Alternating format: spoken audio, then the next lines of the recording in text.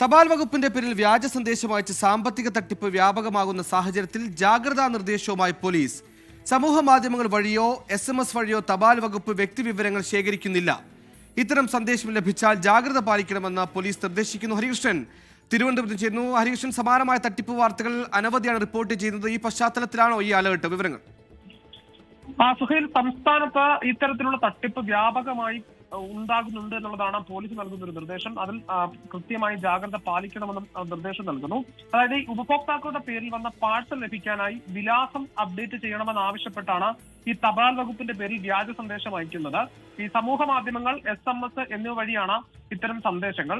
ഈ പാഴ്സൽ വെയർഹൌസിൽ എത്തിയിട്ടുണ്ടെന്നും അത് വിലാസം അപ്ഡേറ്റ് ചെയ്യാത്തത് കൊണ്ട് എത്തിക്കാൻ കഴിയില്ലെന്നും അപ്ഡേറ്റ് ചെയ്യണമെന്നും ആവശ്യപ്പെട്ടുകൊണ്ടായിരിക്കും ഈ മെസ്സേജ് വരിക. അതിനുശേഷം ഈ മെസ്സേജിനോടൊപ്പം ഒരു ഓൺലൈൻ വെബ്സൈറ്റ് കൂടി തന്നിട്ടുണ്ടാവും. അതിൽ ക്ലിക്ക് ചെയ്യുന്ന സമയത്ത് ഈ പണം അടയ്ക്കാനുള്ള ഓപ്ഷൻ വരും. അങ്ങനെ പണം അടയ്ക്കാനുള്ള ഓപ്ഷൻ വരുന്ന സമയത്ത് ഈ ബാങ്കിംഗ് വിവരങ്ങളൊക്കെ അവരുടെ കയ്യിലാകുകയും ആ തരത്തിൽ തട്ടിപ്പ് നടത്തുകയും ചെയ്യുന്നു എന്നുള്ളതാണ് പോലീസ് വ്യക്തമാക്കുന്നത്. ഏതായാലും ഈ തപാൽ വകുപ്പ് അടക്കം പറയുന്നുണ്ട് ഇത്തരത്തിൽ പേഴ്സണൽ വിവരങ്ങൾ, അതായത് വ്യക്തിഗത വിവരങ്ങളൊന്നും തപാൽ വകുപ്പ് ആരുടെ കയ്യിൽ നിന്നും ശേഖരിക്കുന്നില്ല എന്നുള്ളതാണ്.